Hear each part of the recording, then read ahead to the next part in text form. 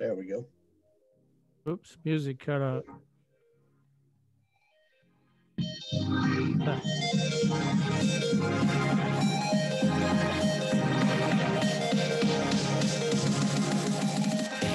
Welcome to M Squared Techcast, a live internet radio show offering the latest news and interviews with the people driving business, technology, and politics in Michigan. Now, your hosts, Matt Roush and Mike Brennan. Well, hey, it's Matt Roush. And Mike Brennan.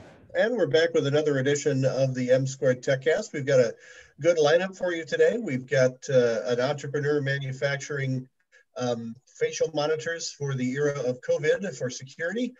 We've got a longtime guest, Jason Raznick, the CEO of Benzigo, talking about the latest in Fintech, which he's a pioneer in. And then our second half hour, we're going to be talking with our favorite infectious disease expert, Fred Brown, about travel over the holidays and a little bit about the virus vaccines and some stuff that you want to pay attention to.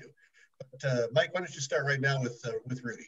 Yeah, Rudy. Actually, Rudy doesn't manufacture the monitors. He's a distributor for them, and he installs them. His company is called his company is called Securitech. And as a disclaimer, he is one of my sponsors on the Michigan Marijuana Report. But I thought that his product was actually reaches far beyond just the cannabis community. This is something that any business or employer probably would want to install because it will also, keep people out of your business who may or may not be infected. So why don't you describe a little bit, Rudy, on how this device works? Hi, guys. Thanks for having me. This device particularly is a facial scanner, or it will also read your palm. So it will determine what your temperature is, and depending on the settings and how it's configured, can release a door to allow you in or not allow you in. It can set off an alarm to let somebody know that you have a fever. It can notify somebody if you're wearing a mask or not. You can program it to not let somebody in the door if they're not wearing a mask, so the door won't release.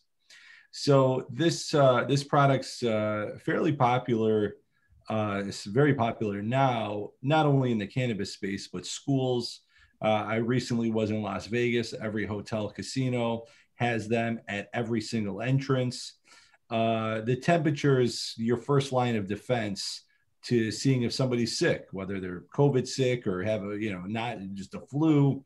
It's just trying to keep your establishment healthy, whether it's your customers, whether it's your employees. And the cannabis space has jumped on board with this. And I've had multiple clients, whether they're a cultivator or a provisioning center, or even a lab recently, who's asked to install them. And the cultivators and labs want to make sure their employees are healthy before they let them in. So they go to the employee entrance, they have their face scanned, it makes sure that they're wearing their mask, that releases the door, and now they're in their workplace. The provisioning centers are doing it a little bit differently. They're making employees use it also, but they're also putting it in the foyer so that customers walk in and they get scanned, or they can read their palm if they're not comfortable with the picture of their face, and check their temperature. And if that is where it's supposed to be, then there's no issues, and they allow them in and they can do their shopping. So it's pretty neat technology. I think that we're going to be installing a lot of them, not just in the cannabis space, but retail space. We have grocery stores that are using the same type of technology, but on a larger scale with some cameras, not something that you walk up to. So even grocery stores that you walk into, there's thermal cameras checking your temperature. Somebody walks in with an extremely high fever, they're going to ask you to leave. Huh. I wasn't aware of that. I shop at Meijer's, and I go real early in the morning when there's very few people in there. But they make you wear a mask to walk in. But I didn't realize they were also doing a thermal scan. Yeah, a lot of grocery stores are doing that. I know Kroger's is testing it right now. We've helped them through the process. I think it's what it's going to be for a while here. Well, even once we get the vaccine situation under control, hopefully sometime next year, there's a lot of talk about there's still going to be this sort of fear of this for years to come. And so this may be something that is the new normal. Yeah, I mean, there's going to be a lot of people who are not going to jump on the vaccine bandwagon right away, right? So Right. those people, you still got to kind of watch out for and make sure that they're healthy. I don't think anybody knows what the right or wrong thing to do is at this point. No. Yeah, and this isn't going to be the last virus either. I mean, we're going to be facing more of these down the road, I think, from what I've heard anyway. I mean, listen, I'll give myself a plug. Today's my birthday. I know right. Yeah. Happy wish me happy birthday. Yeah. But in my 44 years, I haven't seen anything like this before. And you guys might have a few years on me. And I don't think you've seen anything like this before either. So I wouldn't rush to say we're going to keep having pandemics or something of this nature just because we've never seen it, and I'm hoping we've had pandemics before, but they've been handled better. There were more epidemics. And this is I think the first time since the Spanish flu 100 years ago. Of course, now Dave Phillips was alive back then, so we should probably talk to him about it, right? So I'm kidding, Dave. But we did have Zika, we did have SARS. I mean, so this is this is something that does pop up from time to time. So yeah, no, I mean, I'm familiar with both of those, but I don't remember anybody being nervous about it. I don't remember anybody wearing masks, and I don't remember schools and restaurants being shut down or business. Not to this degree, that's for sure. Yeah. Yep. All right, so the impact on the businesses is pretty tough. Yeah, let's talk a little bit about secure tech in general. I know I met you through the cannabis world because we have Michigan Marijuana Report, but you do a lot of other things for the non-cannabis industry. And since this audience here is more business and technology, why don't you talk a little bit about that? Well, I founded this company about 10 years ago, 11 years ago. I've been in the business for 20 years. So obviously way before cannabis was around or legal. We have customers. We do work for Ford Motor Company. We do stuff for DTE. We do a lot of retail, hotels, apartments. So we do alarms, cameras, access control, low voltage wiring, really a one-stop shop when it comes to security and low voltage installations. And certainly in the cannabis space, for those that are not familiar, everything has to be under the video camera. I mean, the Marijuana Regulatory Agency requires everything to be filmed, no matter what you're doing in the cannabis space, right? Yeah, anywhere there's product, it has to be recorded.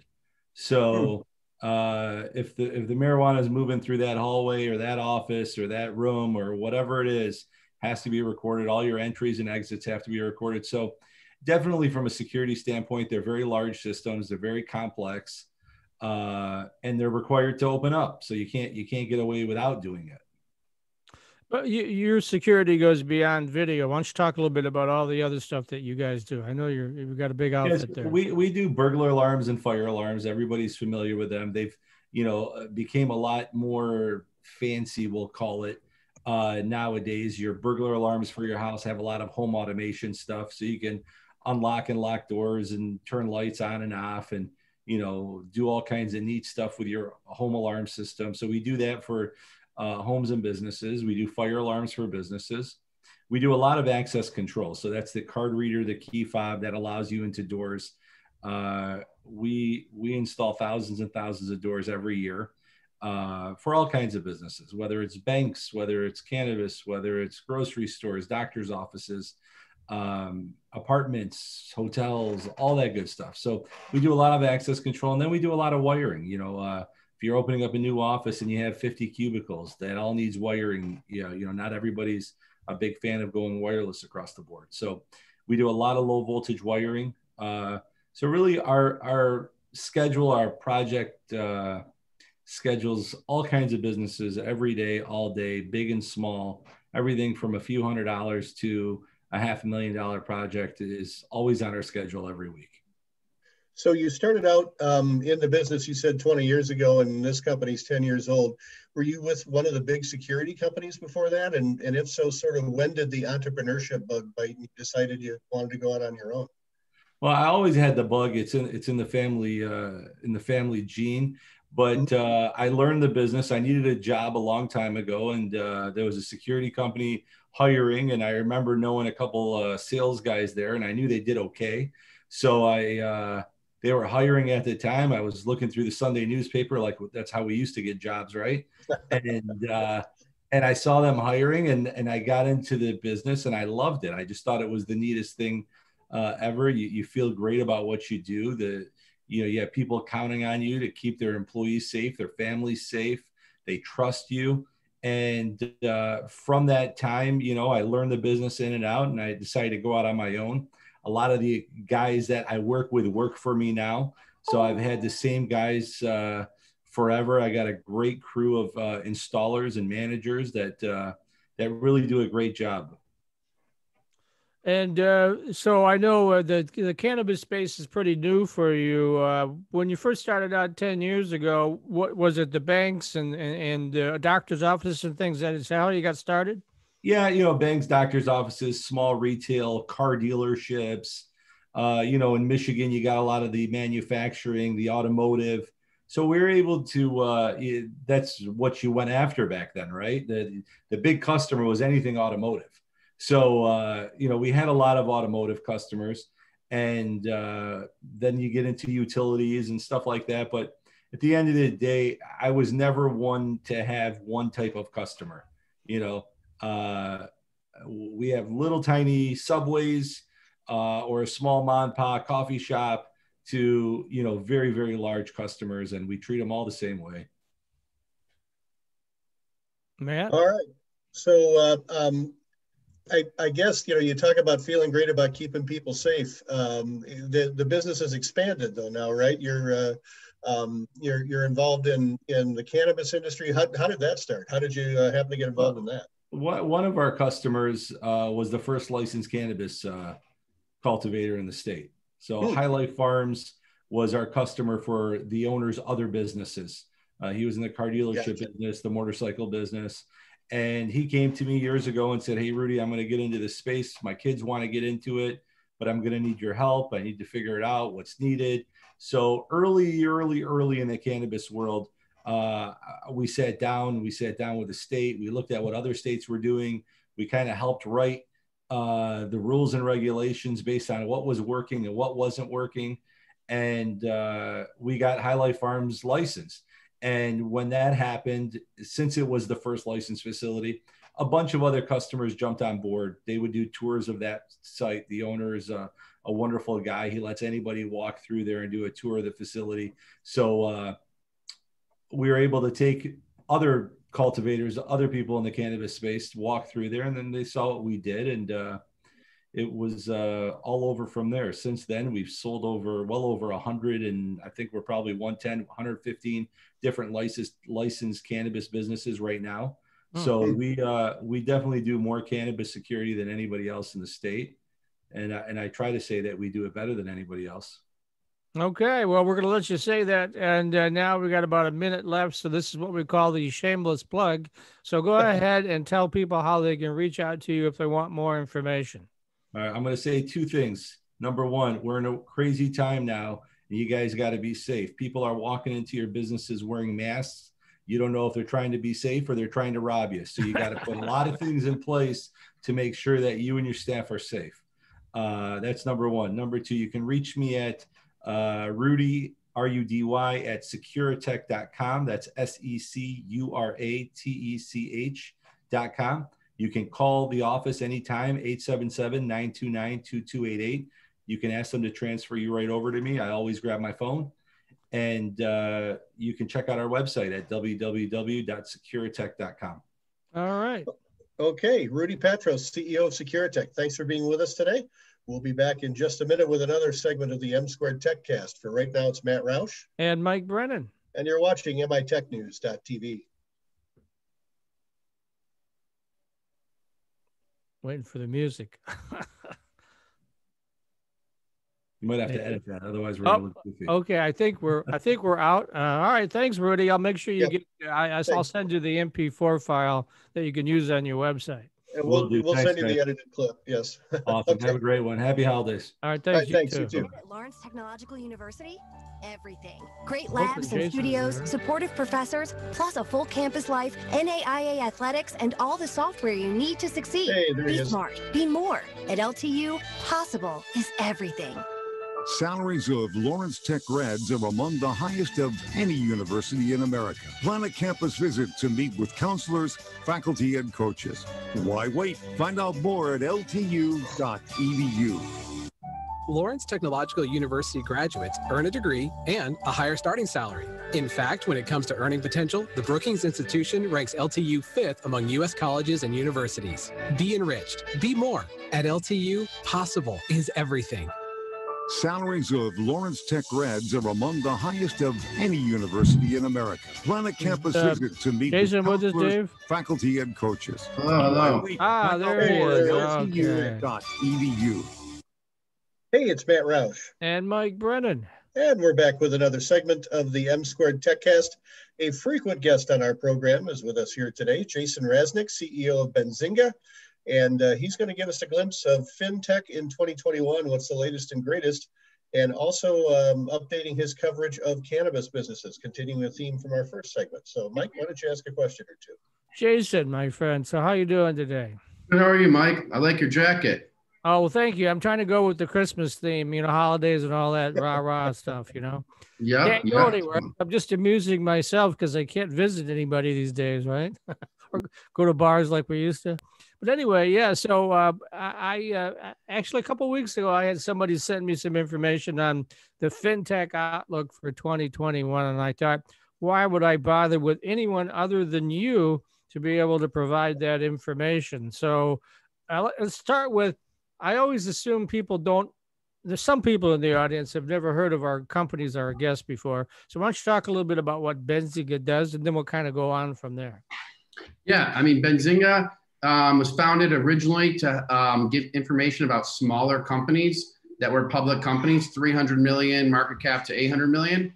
But we morphed more into like financial news, cannabis news, all types of business related news for millennials. So if you're like using like Robinhood or Ameritrade or whoever, we're providing content and data to those platforms. So we're like the Associated Press of the stock market. Okay. And then you started picking up cannabis coverage before it was legal in Michigan. You were covering some of the other states, if I recall, right? Yep. Yeah, definitely not. We're not focused on Michigan. It's we help our focus is helping to connect, and Benzigo's focus to help connect investors to companies. So we've helped. We didn't get a piece of it, but we helped like introduce over $150 million raised in the cannabis community.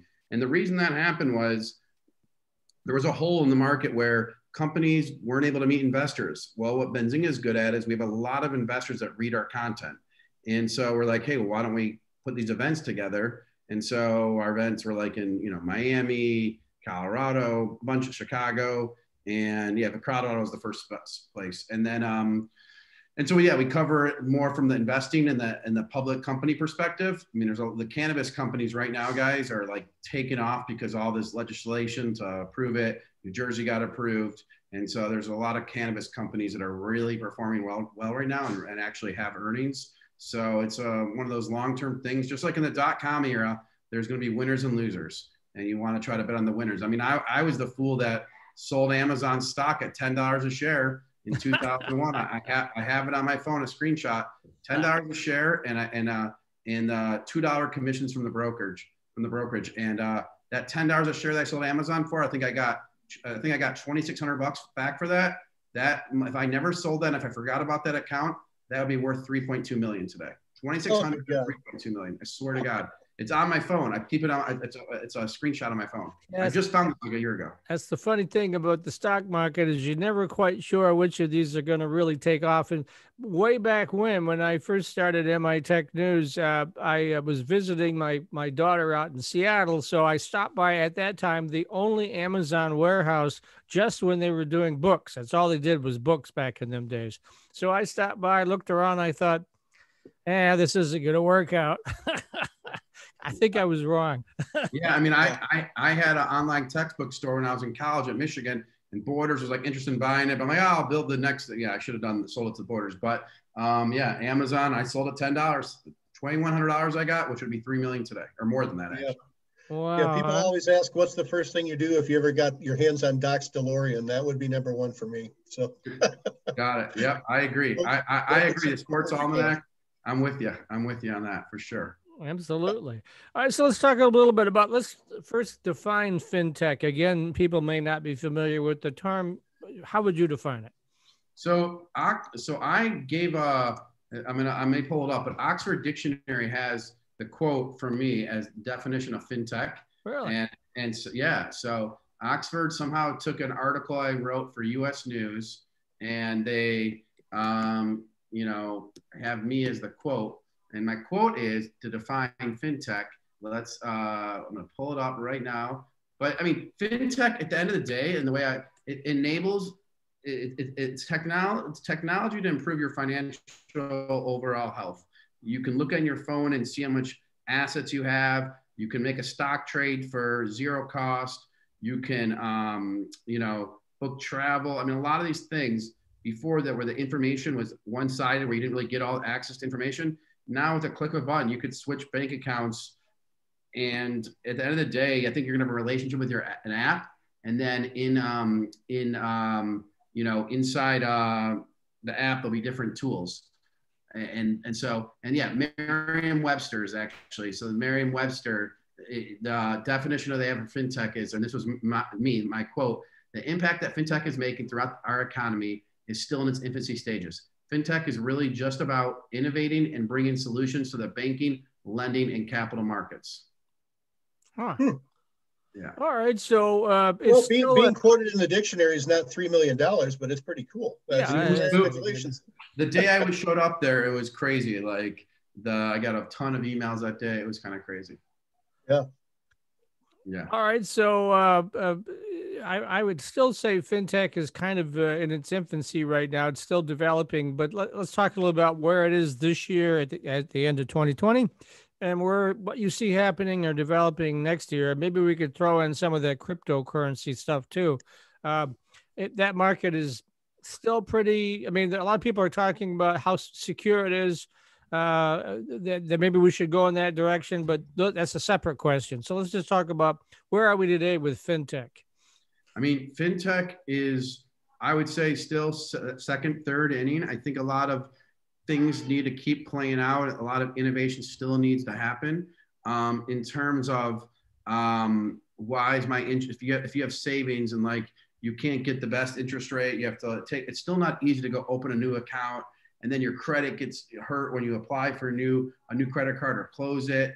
Like the asymmetry in terms of like, you know, your credit being hurt by doing certain things like that is, I think, needs to change. But there's again a lot of tools coming out there that allow you to, you know, give your kids allowances using fintech. Using there's a company that do your chores and you get allowances. So there's a lot of innovation that's happened in the early stages, but now it needs to be cleaner, more user friendly, and have that Apple type experience to the space. But a lot of it, the issue is it has to get caught up with regulations. So the government is going to have to change how they regulate how some of these things function, and it'll make it easier to get dollars for lending. It'll make it easier for investment. I mean, when you're raising money, there's probably easier ways to do it through financial technology that aren't out there yet. So what would you say, I was just curious about your coverage of the cannabis business. What's different about coverage of that as opposed to other types of investments, as opposed to the other stuff that you do, starting with smaller companies, and branching into sort of financial information for millennials? What's been different about covering the cannabis industry? The cannabis industry, since it's not legal on a federal level, the banking part of it is much harder. And then the other part is people, when we started covering it, looked down upon it. Look down, why you're covering this thing. And now your neighbors are in the cannabis space. So it's an approach like when I would do an event, my mom's like, oh my God, why are you doing cannabis? But now it's like a real thing. And it's definitely one of these things that was looked at in a negative way. And I think now it's becoming a way more accepted norm. And that differs a lot from, fintech. You know what I mean? So that I would say that would be one major change. What's your outlook for 2021? I mean, for fintech, continuing to evolve and grow, lots of innovative things coming on the market. Yeah, I mean, I think there's gonna be more consolidation. I think there's gonna be acquisitions. I think that instead of having so many things, so many different apps, you're gonna have a little bit more consolidation where you get a bunch of tools in one app.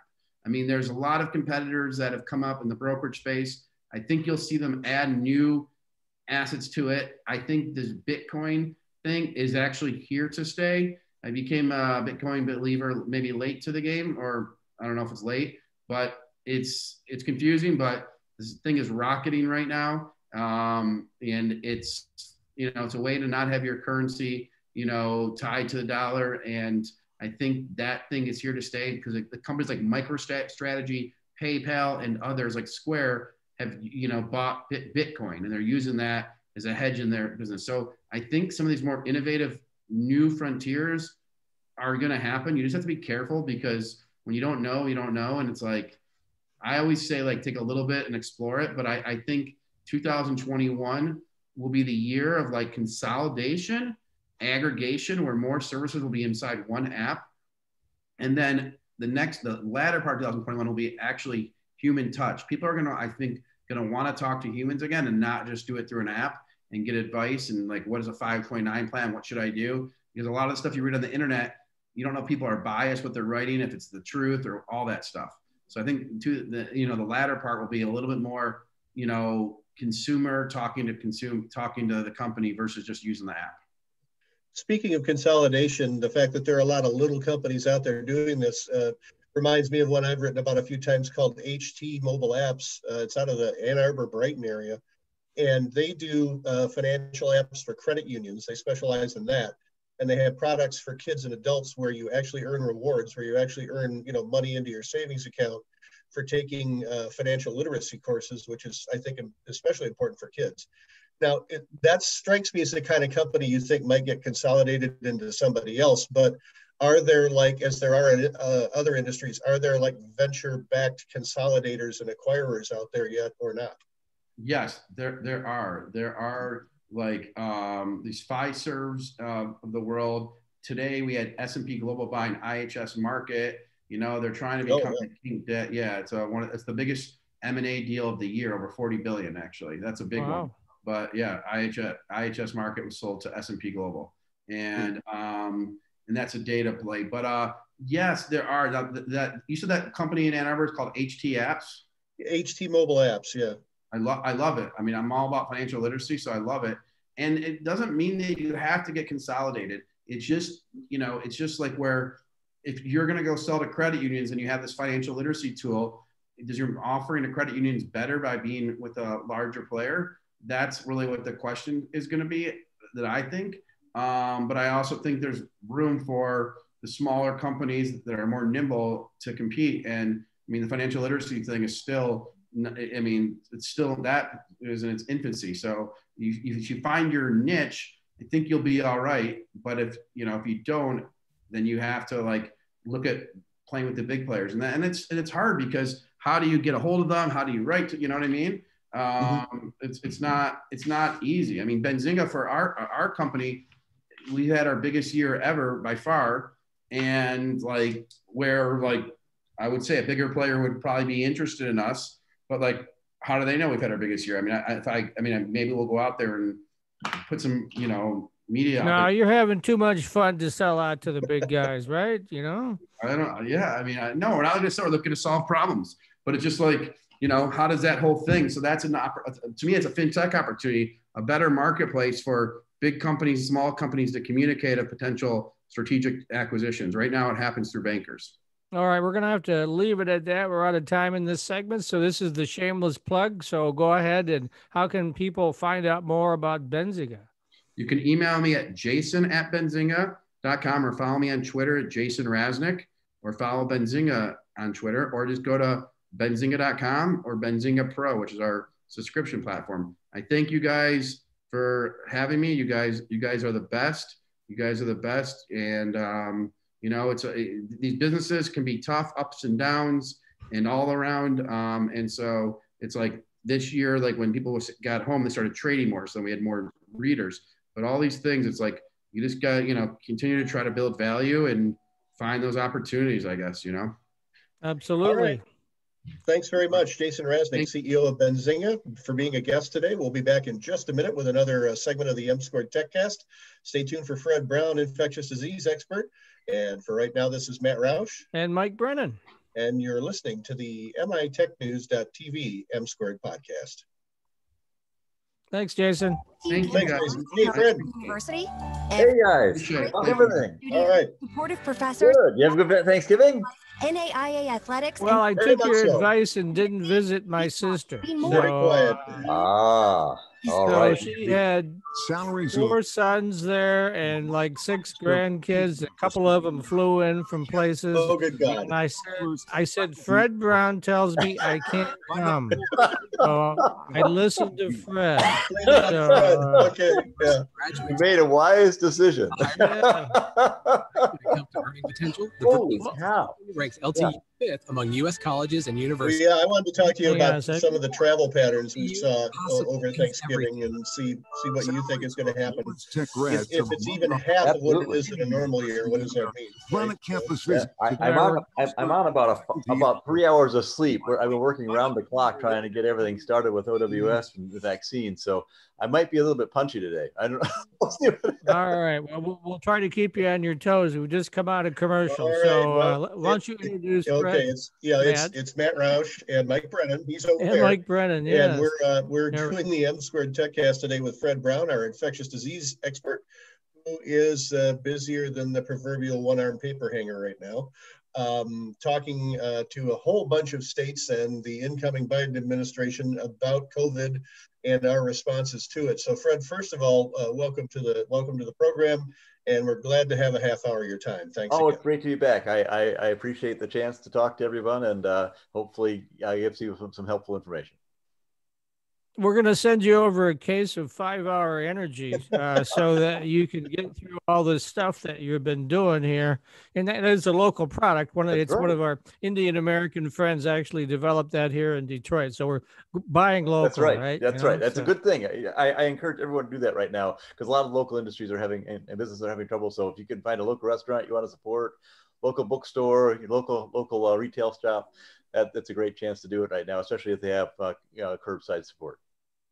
So one of the things that we talked about, what we're talking about during the commercial is I took your advice and didn't do the family Thanksgiving thing in Grand Rapids this year. Just cooked my own turkey. I'm eating lots of leftovers this week.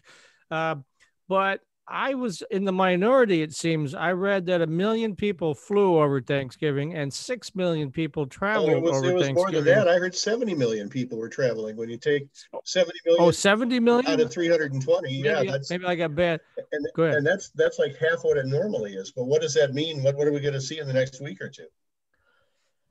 Well, it's not going to be good. And of course, we did predict this in our models that, between Christmas and what happens is people, go to the big event. In about 10 days, they become ill. And then about 20 days after that, they kind of create illness in the next generation with people who they've contacted.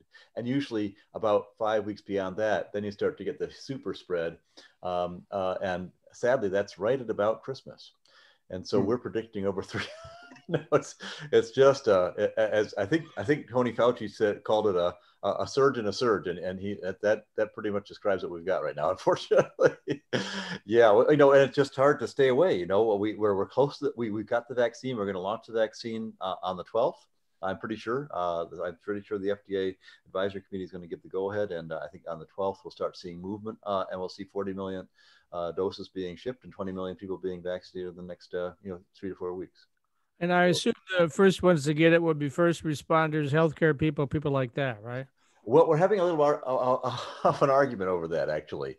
So it turned out that the vaccine was a little bit more efficacious than we thought it was going to be. And when you have a super efficacious vaccine, the way to save the most lives is actually to inject the people who are most at risk and most likely to die if they catch the disease, which are the comorbid elderly. Elderly with comorbid conditions, I should say. Things like, if you're over 75 with cardiovascular disease, are a smoker, and have diabetes, and have body weight of that's kind of like the trifecta there, huh? Yeah. Then you should. I guess I need to take up smoking again to increase my chances of getting the vaccine early.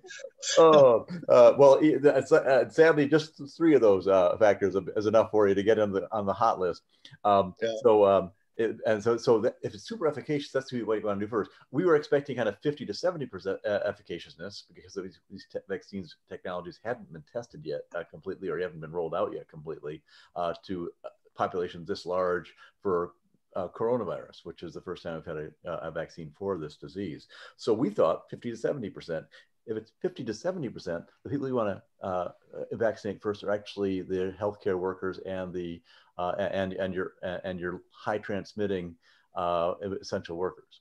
And so now we've got this problem where half of us who've done a lot of modeling say, gosh, we should probably change our sequencing a little bit and move to a group of move to the.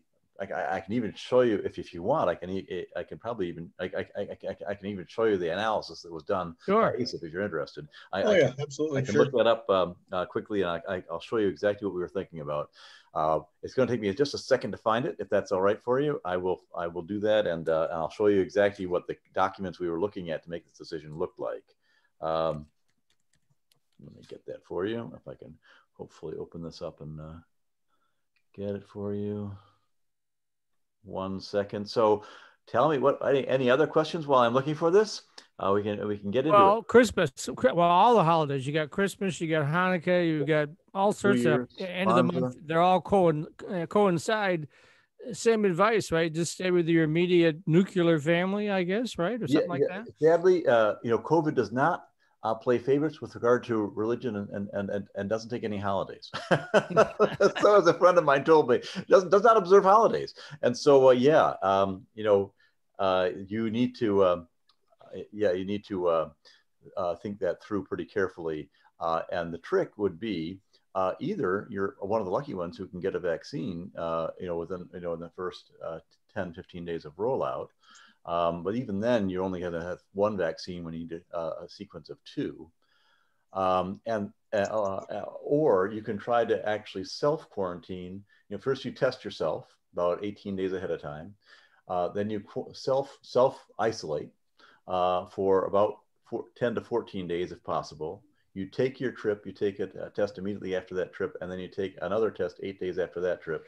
And then if you're at your location, haven't really interacted with anyone, it's extreme. At that point, it is safe to see and visit with people. And if you're taking tests constantly, you're probably don't have to do that second that first 14-day quarantine ahead of 10 to 14-day quarantine ahead of travel. So that would, if you are in that category, or if you're in a vaccinated category, then I'd feel safe. Otherwise, I'd stay home, with your immediate family unit. So let me share with you what we looked at. This is how we thought about allocating vaccines. And this is Dr. Dooling. She's one that she and Beth are our fearless leaders.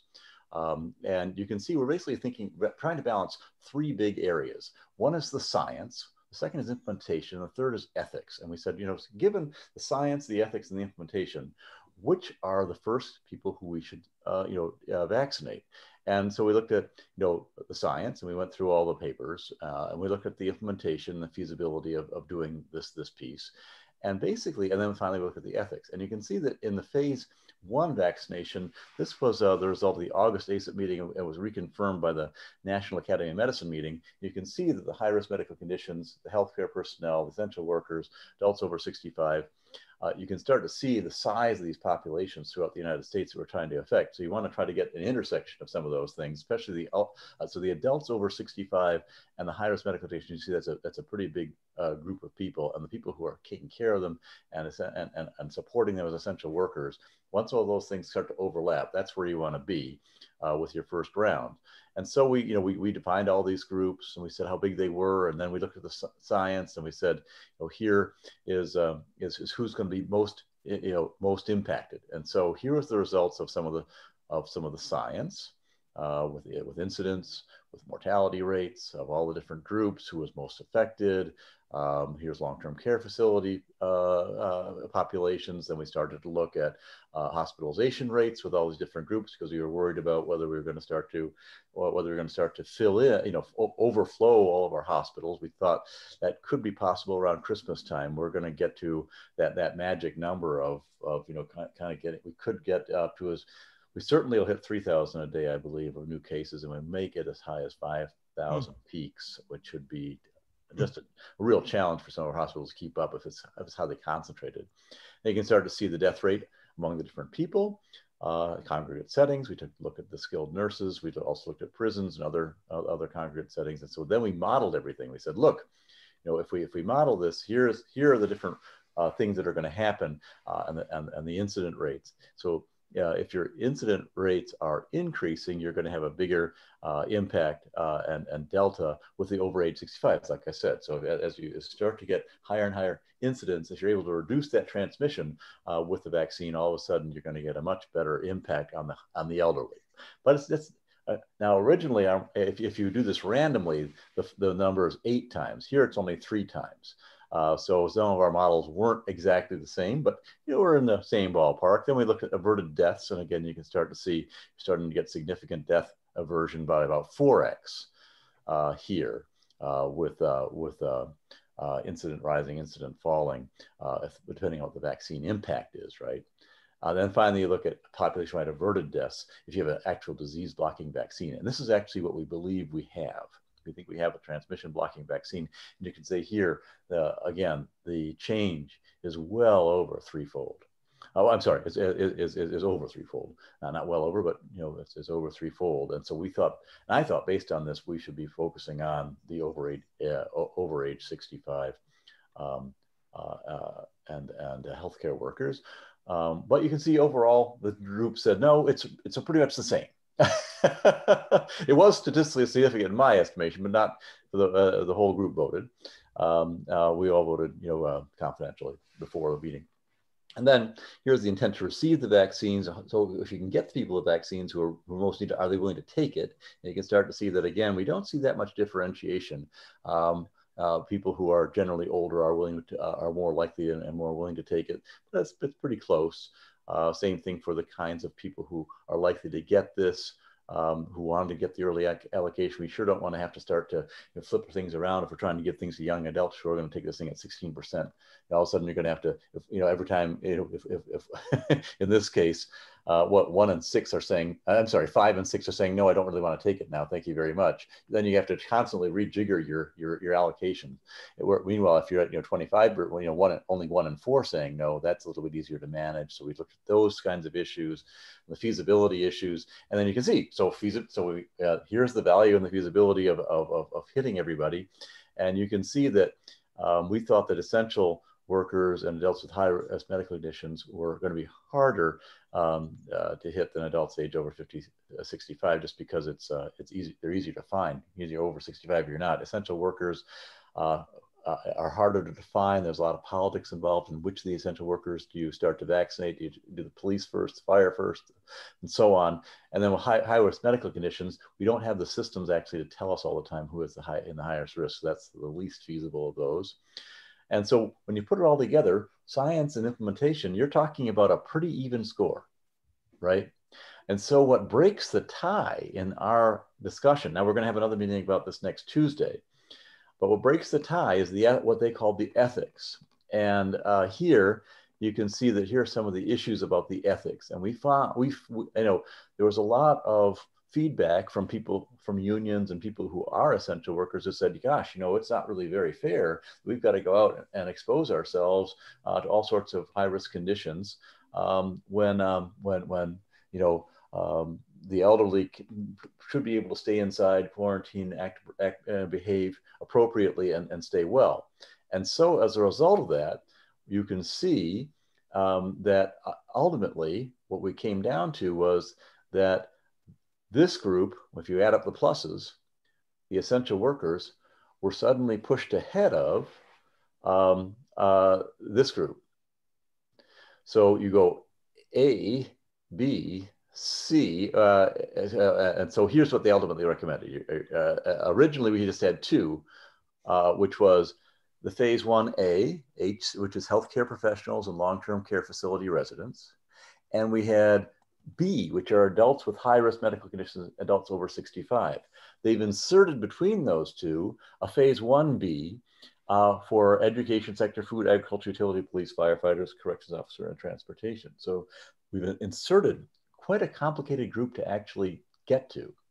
You know, adults with high-risk medical conditions over 65 who are in facilities are pretty easy to localize, but the essential workers, again, they're pretty dispersed. There'll be arguments between the different states and jurisdictions that 64 different jurisdictions we're trying to send this out to. So we could have quite a challenge to insert this B suddenly into the situation. So here's how the rollout could look. And you can see we've added also 3 weeks before we get to the general population of this test. And that also is a lot slower than we were hoping, because we have now Moderna and Pfizer and possibly AstraZeneca all coming in January, which is going to be in kind of week 5 period. So it'd be nice to be able to, you know, have this behind us and already being into phase 2 if we could. So anyway, those are, I hope, those are some of the things that we thought about. And you can see that, you know, we still have some, you know, discussion to think through, but anyway, that's what was on the table. With the 3 vaccines that are moving forward and hopefully available in January, how many total doses are we looking at? Do you know? Oh, absolutely. Yeah, you're talking exactly what we were looking at. Let me show you what that looks like. If you can bear with me for a second, I think I can go right to it. Yes, I have it up anyway because I've been working on this all day today. Let's see. So it's going to look something like this. Where is that? We'll get that. Here we go. This isn't the right slide. This is kind of looking at how we're going to roll this out with diagnostic products. The slide I was interested in showing you. Oh, here is here. Can you see it now? Yep. Perfect. So now this is, if everything goes well and we get as many of the vaccines as we think we could have, here is what this whole thing looks like. Basically, what's happened is OWS, or Operation Warp Speed, has created these deals for us, right? And these deals say you're going to get, well, the deals actually look like this. The deals say that Pfizer is going to give us 100 million doses, and we have an option for 500 million more doses. Moderna is going to give us 100 million doses and has an option of 400 million doses. And this is over the next 18 months or so. AstraZeneca, 300 million, Johnson & Johnson, and so on. So you can get a sense of the volumes of different kinds of vaccines we have contracted for. And they come in at different prices. They've got different levels of complexity in terms of management of the cold chain. And importantly, for Johnson & Johnson, they're a single dose versus everyone else is a double dose. And we have different estimations about when things are going to move from an emergency use authorization to a biological licensing application, which means it's now generally licensed for use. It's an approval of the FDA versus just an emergency use authorization of the FDA. From that, we can just, you know, if everything's successful, and people are rolling out when they say they will, then in January, if you take a cross section here, for example, in December 15th today, you know, from December 15th to about December 28th, you'll only have Pfizer to choose from, because it'll take that much longer for Moderna to probably get approval. I think Moderna, we're going to come out tomorrow, I'm sorry, the 12th, with the 10th with an approval for Pfizer. We probably will come out on the 20th for approval of Moderna. So by January, you know, half of your vaccines are either going to be Moderna or half will be Moderna and half will be Pfizer. In February, all of a sudden AstraZeneca kicks in. Well, AstraZeneca is a really big player. They can do 3 billion doses a year, like Moderna and Pfizer, which only do 1 billion each a year when at full scale. AstraZeneca can do 3 billion now. So they're going to come in, and they've already contracted 300 million doses with us. They're going to be about half of the doses you've got available probably in February. By March, J&J will be approved kind of middle of February. So J&J will be ramping up. And they actually are, have the smallest number of contracted amounts to give us, because they're only a single dose. They only give us 100 million doses, and then they move to free market.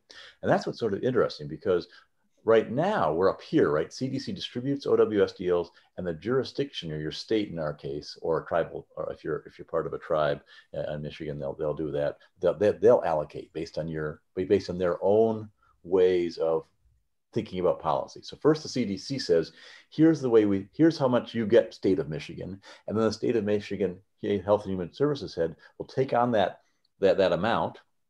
And it'll probably be, we're about 10 million out of 330 million. So it'll be, a small percentage of the total amount that is available, 3-4%. And then our job as Michigan is to distribute, right? Well, after about May, June, those deals start to run out. And so all of a sudden, Merck's going to come on in about May, and it won't have a deal. It can go free market right away. So you see all this sort of interesting mix of a free market, an allocated market that's happening, and quite a constrained market initially through April. From April to June, you've got this kind of hybrid market. From June on, it's going to become more and more and more a free market where people will be able to buy their own vaccines by the competitor of their choice, should they want to, or get a free one through the OWS at the time of allocation. So that's how are they, for instance, in Michigan, how would they be distributed? Through doctors' offices, through pharmacies, through the military? What, Yeah. So if you're part of the military, it'll be distributed through the military. And OWS is, as you know, as a military and public partnership and private partnership with HHS, the military, and private companies all working together.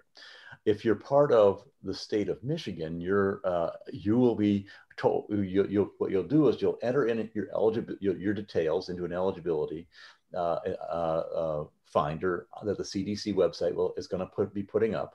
So it's an interface that you've got. You say, I'm 65 years old. I've got these disease issues. I've got this and this. It's confirmed by your doctor. And then you'll be given basically a draft number, right? And then you use that draft number. I had one of those before. Congratulations, you're number 7 million. Yes, that was a lottery I didn't want to You don't want to be too high on that number. This is a lottery where you want a low number. Exactly, you want a really low number. So and then you'll be able to go to something called the Vaccine Finder, which will be on the CDC website. You look at the Vaccine Finder, and it'll say, you should go to CVS, which is right down the street. Or you should go to Walgreens right down the street. My guess is that the vast majority of these vaccines will be carried out by what they call multi-jurisdictional parties. Those are groups like Walgreens, CVS, and others. They'll have mobile capabilities. They'll be able to get into the towns. The doctors and the hospitals don't really want to have that many vaccines being distributed in their offices, because, believe it or not, these vaccinator sites, they'll be doing 100 vaccines an hour. Ooh. Yeah, you're going to have to be able, and the capacity we're looking for is about 1% of your total population every day. Wow. That's how much your max capacity should be. So that would be the military or the National Guard's involved. I live right next to a National Guard armory, so I'm all set, right? So. That's right. Well, my guess and my hope is that they'll have mobile units. It'll be nice if it's in large parking structures or big arenas that are covered, because it's going to get snowy and cold and people are waiting, because you're going to have to wait a while as you do for the tests. But if we thought that 1,000 tests a day was hard, wait till you do 1,000 vaccines an hour. No, we got. That's why I'm not sleeping anymore. I'm working day and night trying to help all these states with their work. But it's important work, and I think people are going to be, this is really the game changer for. But in the meantime, nobody let your guard down, for God's sake, right? Oh gosh, that'd just be a tragedy, right? You're 5 feet from the finish line, and they come down with COVID, and you're 5 days away from having a vaccine. So it's worth being a little bit patient now, letting this Christmas go. And having a great one next time, and trying to do a little bit of work on the Zoom, try to keep the communication going, traditions going as best you can. I think I mentioned last week that I saw Dr. Fauci on TV, and he likened it to the cavalry is coming. So don't give up the fight until the cavalry gets there, right? Yeah, it's worth sort of wearing a mask, because that's sort of the deal we've got. Yeah, if we wear a mask. So I just put together a major, what they call playbook for free for all the states. So what happened was the CDC came out and said, we want you to create a strategy for your vaccine rollouts. So all 50 states came back. We have 64 jurisdictions. They all came back and said, we're going to do this and this and this, and they all went with a format.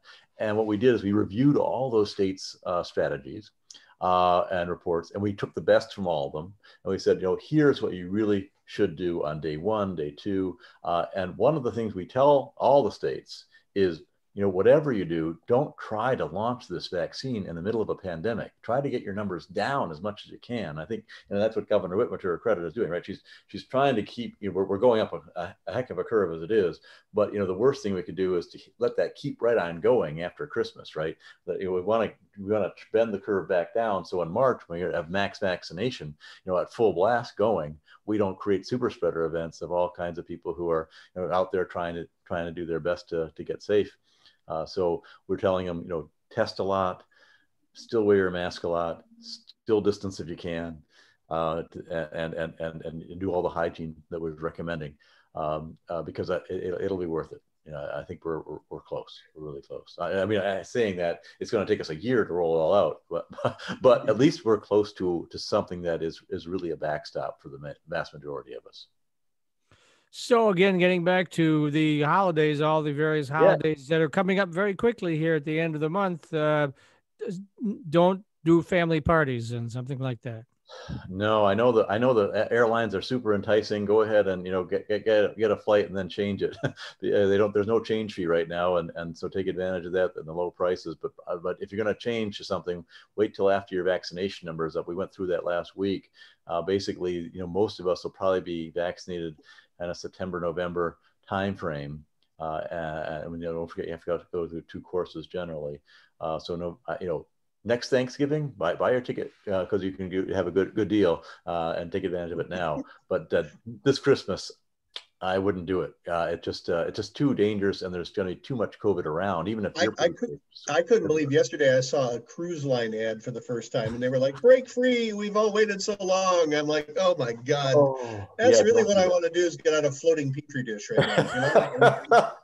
God. Yeah, a year from now, okay. The only thing I'd have to worry about is norovirus, right? Get both doses of your vaccine, and you'll be home free. But until then, just be really careful. Yeah, you might still get food poisoning or a hangover, but that'd be it, right? So those we have backstops for. The COVID's not quite yet, but we're getting there. All right, we just got a minute or 2 left. Anything you want to close with, Fred? Yeah, I think so. All the states are going to have a big challenge with this. It's going to look pretty good as we start things off. Kind of December, January. It's mostly healthcare workers, most people in long-term care facilities, and then that period, sort of February, March, April, May. That's going to be extremely challenging for the states to manage. In June, I think we'll start to hit a little bit more of a rhythm, but we'll still be challenged. And then by September, hopefully most of us will have at least access to a vaccine and have one dose in us, and hopefully on the road to the next dose. If we do that, we could hit herd immunity by the end of next year, which would be fabulous. So once again, your dog is going to be eating well at Christmas time, right? Yeah, we had a 16-pound turkey, and she is so happy she just can't get over herself. She's this is the best Thanksgiving ever. Thanksgiving ever, right? Yeah. So it could be thanks a lot, Fred. Give your website one last time. It doesn't sound like you need any more business right now, but No, it's not. I do most of this for free. So I'm just trying to help out till we get around the corner, and then I'll move on to more more profitable endeavors. Yes, exactly. But my website's fredbrown.com. Feel free to visit anytime. We've got all of your material up there. We've got other kinds of thoughts that I've had and questions I've answered. So just go through it, and if you have any questions, drop them off, and I'll be happy to answer them. All right. Thanks very much, Fred Brown, and all of our guests today on the M Squared Techcast. We'll be back again next Monday at 2 p.m. Eastern Time, God willing, with another edition of the M Squared Techcast. And Fred, we'd like to have you back next week if that's okay. Absolutely. Love to come back. We'll hopefully have better news. All right. So for right now, it's Matt Roush. And Mike Brennan. And you've been watching the M Squared Techcast here at PodcastDetroit.com. Thank you, David. Oh, hey. Oh my God, you guys. I've been going around the clock for